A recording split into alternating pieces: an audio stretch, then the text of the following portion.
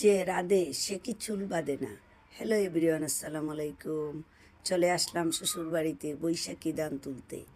বৈশাখী ধান তুলতে এসে ধান সিদ্ধ দেব না আর সে ধান লাড়ব না, এটা কি হয়? হয় না। হয়তো অনেকের কাছেই এটা হাস্যকর মনে হবে। কেন ভাই হাস্যকর মনে হবে কেন? আমি কি ছিলাম?